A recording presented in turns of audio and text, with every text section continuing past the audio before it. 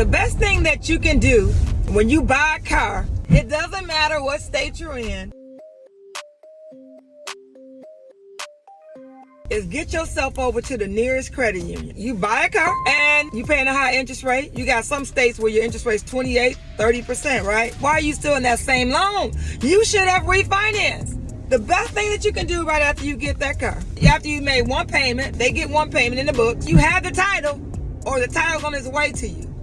Or you might live in a state where you don't get the title. Best thing that you can do, the best advice I can give you, get yourself on over to a credit union and talk to them about refinancing. If you're not able to refinance within that 30 days, 60 days, if they tell you 6 months you need to wait, or a year, because of your credit, you know what to do. They can help you and walk you through the process, especially if you're paying a high interest rate. Go get some advice.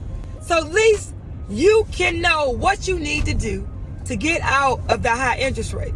Now, I've seen a commercial this morning that said that some credit card companies are going to be taking their interest rates up to 30% because of inflation. That means that we're going to pay more for our money, whether we buy a car or use a credit card. We're going to pay more.